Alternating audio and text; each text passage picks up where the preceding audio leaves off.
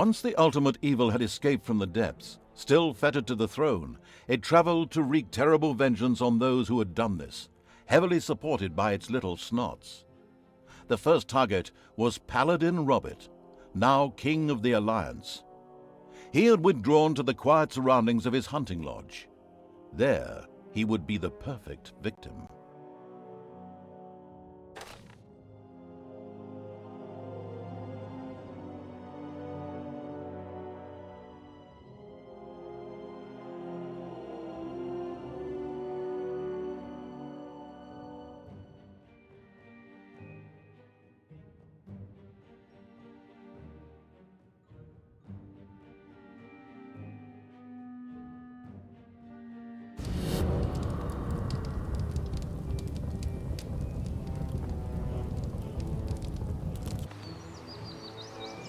According to scouts, King Robert spent most of his time strolling around his hunting lodge garden reciting poetry. Soon his poetry would turn into mournful ballads. The vengeful evil thirsted to defeat the Alliance's king and mount his head on the wall as a trophy. Whoops, of course, I really mean that he wanted to take all of King Robert's cookies away. Better play it safe, or the age classification folks will be after me. Before that, however, the ultimate evil had to do a bit of work on the dungeon. Otherwise, it wouldn't be able to fund even a small army made up of a few orcs.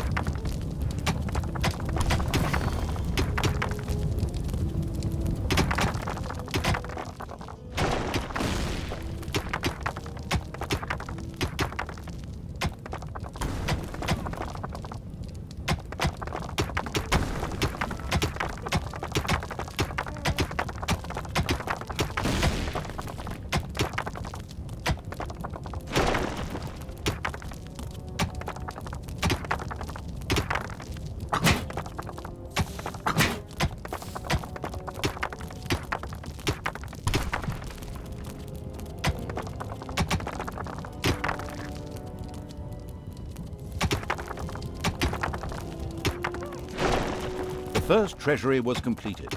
Soon greedy evil's little snots would fill it with gold.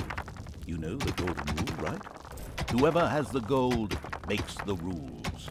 The first brewery was completed.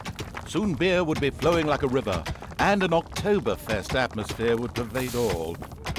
Would the ultimate evil put the beer baron out of business? It's a duff reference.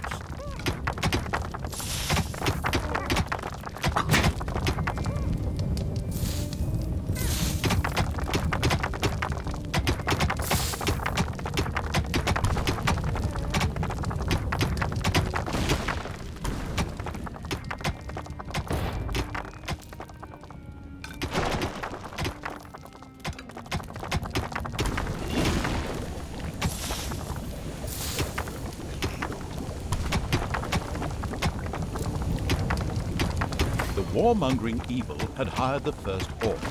As ancient wisdom says, violence is a solution, usually the only one.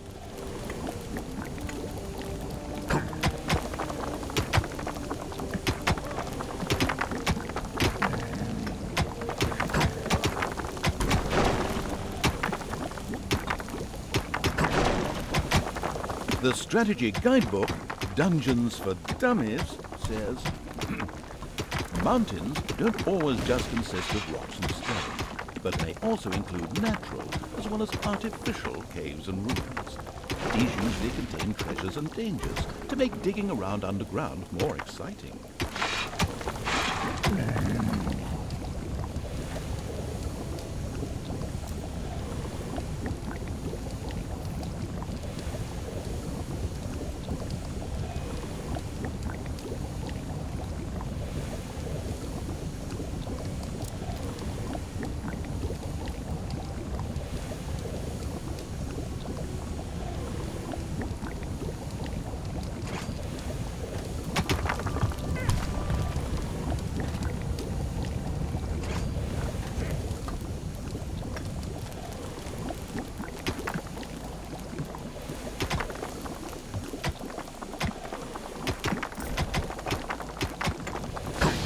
The steady pounding in the rocks had given rise to overworld rumors of a new dungeon.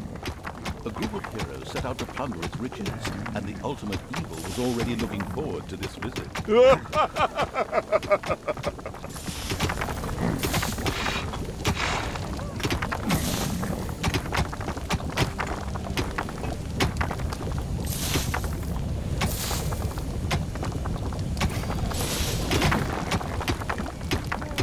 There are enemies in your dungeon.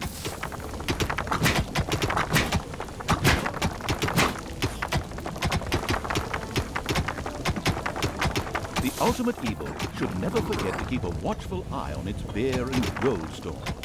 If its creatures can't help themselves whenever they need to, they will get angry. Fast. Another orc entered the service of the military-savvy evil. The horde was growing and prospering.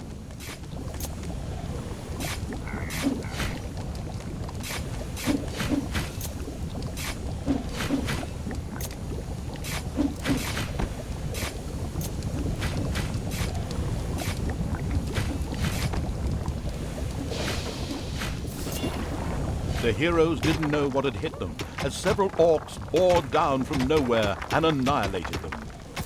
This group of heroes had plundered their last dungeon, but there would be more. The time to attack appeared to be right. On the surface, in the tavern of a small, miserable village, some adventurers gathered. They were acquiring Dutch courage for their visit to the dungeon by downing several beers. The dungeon had to be destroyed. The ultimate evil slowly made itself cozy underground. Although this was a sensible decision, there was a large and lovely overworld out there, just waiting to be destroyed.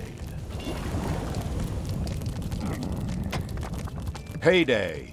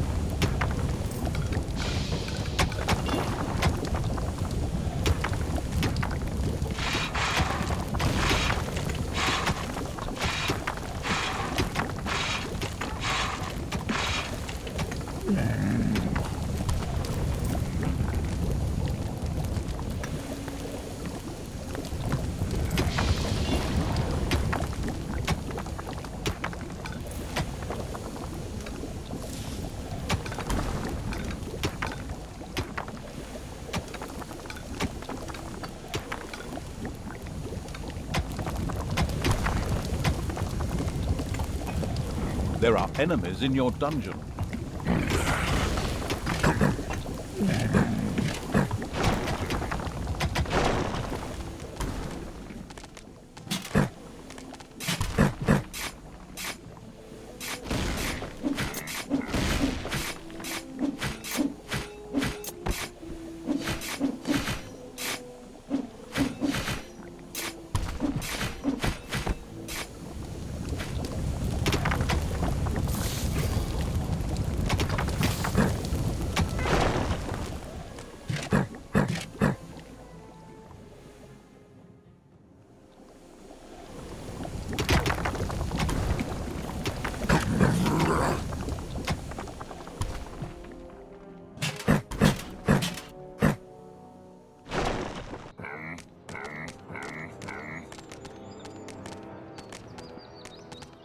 But that poor bunny. How could you? I mean... The vile evil, in a display of ruthlessness, vented its anger on this sweet little bundle of fur. Tragic.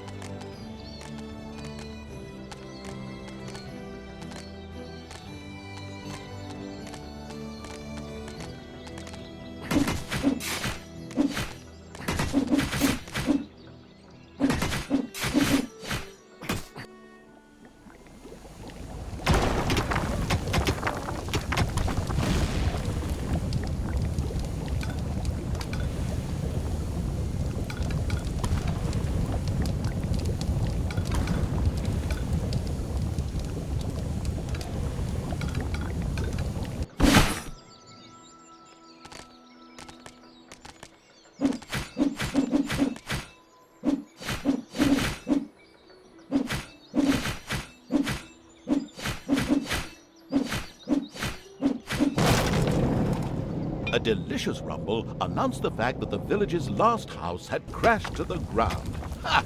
There would be no more heroes meeting there to seek out the dungeon of the destruction-hungry evil. The hunting lodge of King Robert lay in the north. It was there that the ultimate evil would finally get its long-awaited revenge. However, it looked pretty damn well guarded. Maybe it should first visit the cave to the west, inhabited by a clan of goblins, where the cunning evil could do a little negotiating.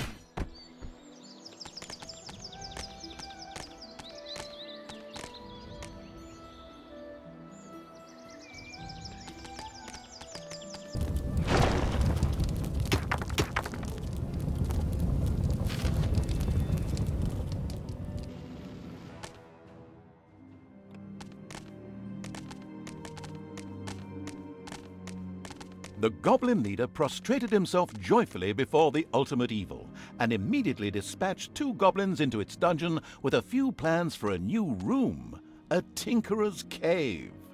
This was built as quickly as possible.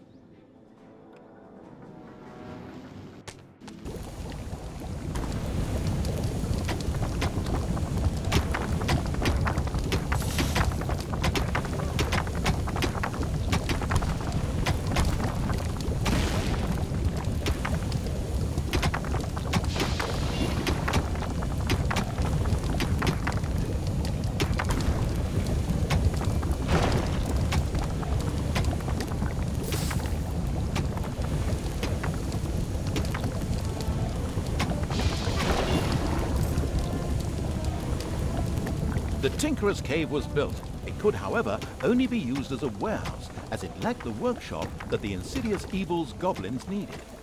Quick as a flash, Evil placed a creator mat in the Tinkerer's Cave.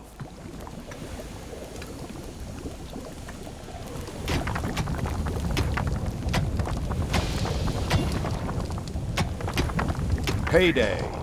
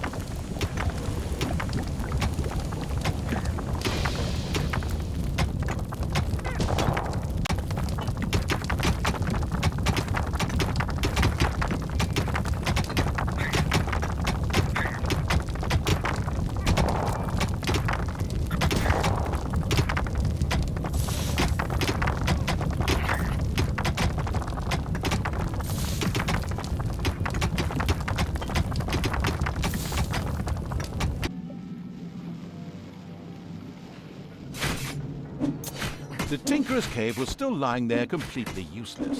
The forgetful evil should place a creator mat in there soon so that this room can be productive. A sparkling new creator mat graced the Tinkerer's Cave of the expansion-hungry evil. A goblin would be able to work well in here, producing toolboxes. A few of these boxes would now be needed in order to invent a trap. The moody evil waited patiently.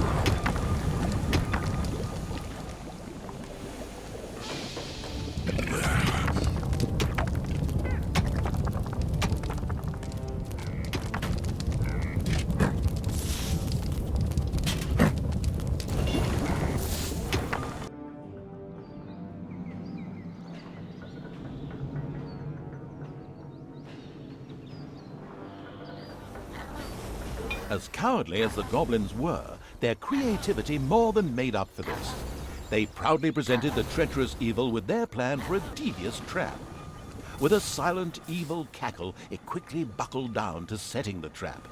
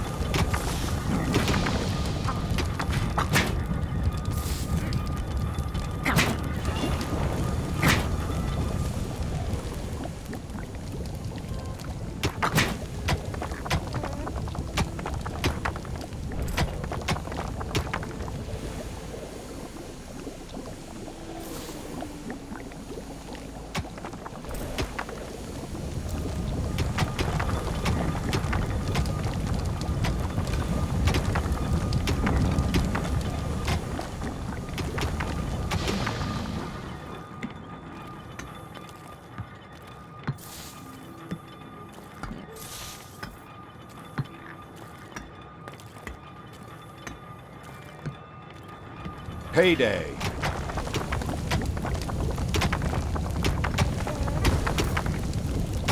Job done! The trap was finished and ready to be found by a hero. This is going to be so much fun! Just at that moment, a particularly powerful dwarf warrior appeared in the dungeon. How had he suddenly arrived at this precise time was indeed most odd, but his presence was more than welcome. He was going to be a guinea pig for the trap.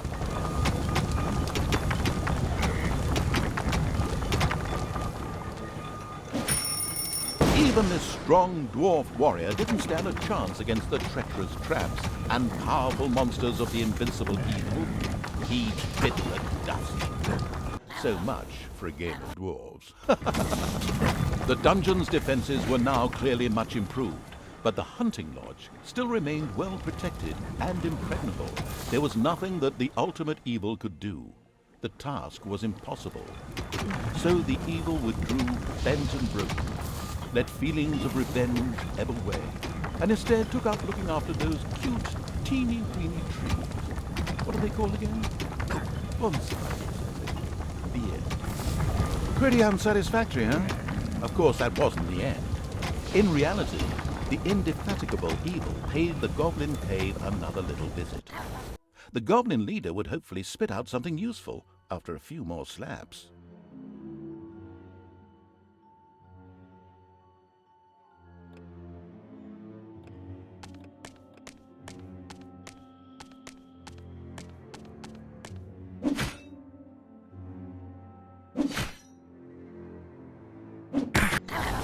A few hard slaps were enough to motivate the leader of the goblins to help the ultimate evil. As it transpired, there was an old tunnel which had been previously used as an escape route. This connected the goblin cave with the vaults of the hunting lodge. The goblin leader voluntarily made a goblin assassin available to the hard-hitting evil to help infiltrate the lodge.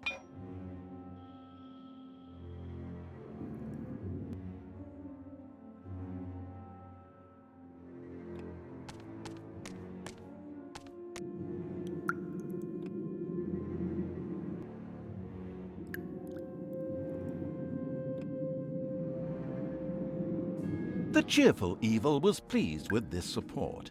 An assassin was a decent melee fighter, but its actual strength lay in its ability to make itself invisible. This was, of course, tested out immediately.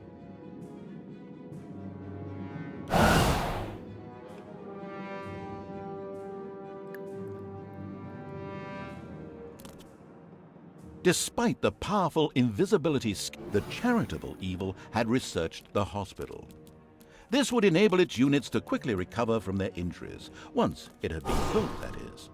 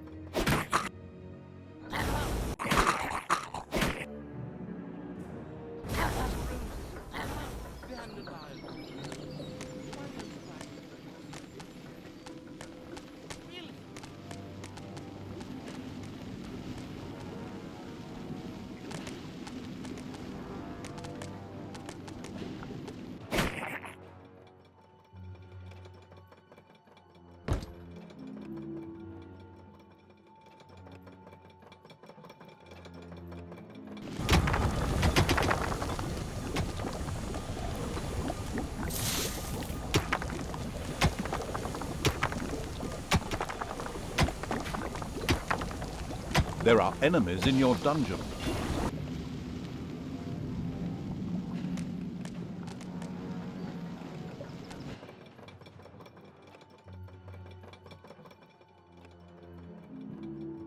The on-the-ball evil recognized that the warrior princess there was extremely powerful.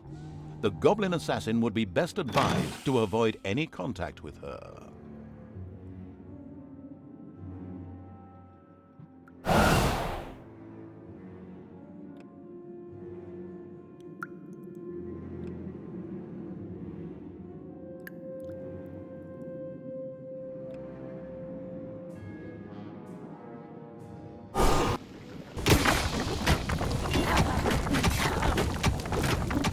Gobobot was being forced to make miserable repairs in the lodge. A brief feeling of what it thought might be sympathy passed through the sensitive evil, but this actually turned out to be a mighty belch. Naturally, it would free the useful Gobobot anyway.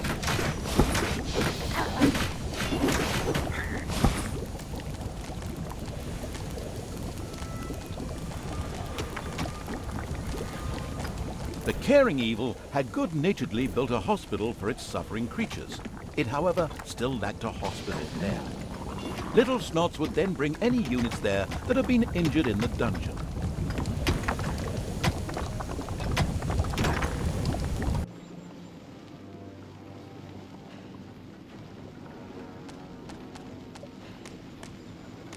It's payday.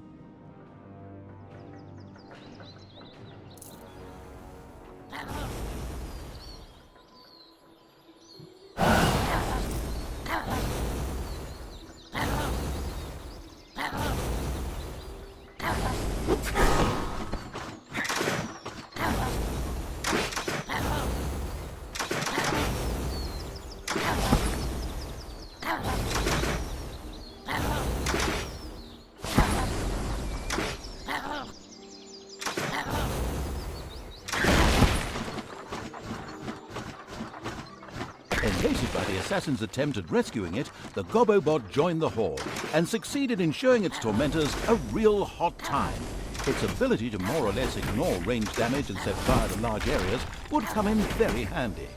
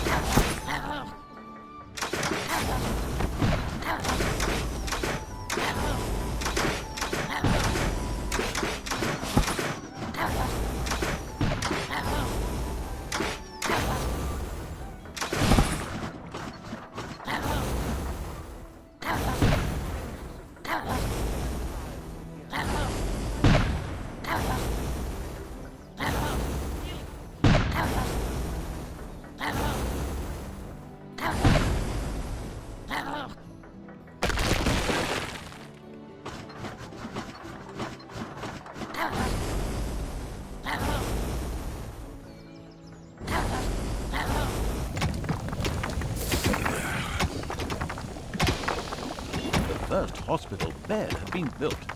Wounded units could now be healed in the hospital. Little Snots would also be able to bring defeated creatures here so that they could be nursed back to health. The hunting lodge was completely destroyed. The vengeful evil gave itself a very self-satisfied pat on the back. The time was right to concentrate on King Robert. He was in his renowned garden reciting his much less renowned love poems.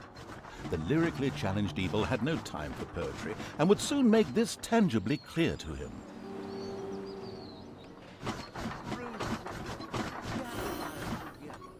Why don't you write a poem yourself? Really?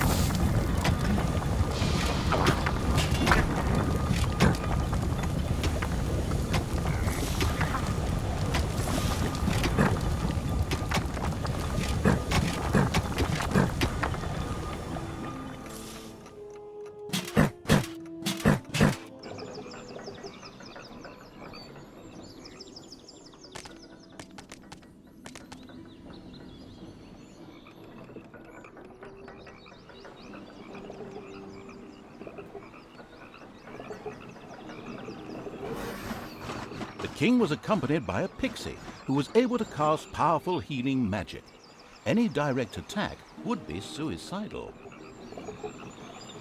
Mercifully, the omniscient and helpful narrator was at hand. He pointed out to the impatient evil that the pixie went off from time to time in order to check that all was well, and much more importantly, eat her supper in a little camp to the south.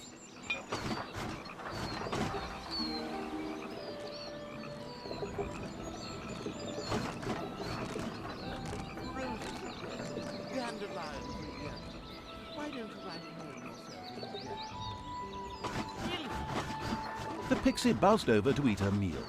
The ultimate evil prepared an ambush. One would think the killing a fragile flying being wouldn't be rocket science. But an incredibly incompetent evil had taken far too long in doing so and had startled a few guards into action.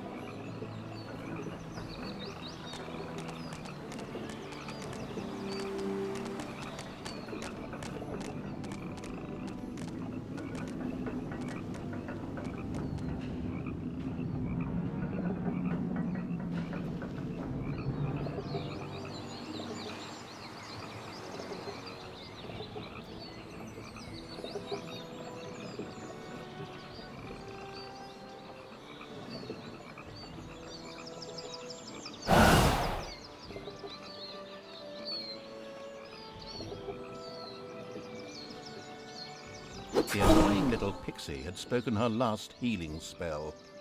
The crafty-minded evil sculpted a fan from her wings. Now it was time to look for King Robert and ensure his early demise.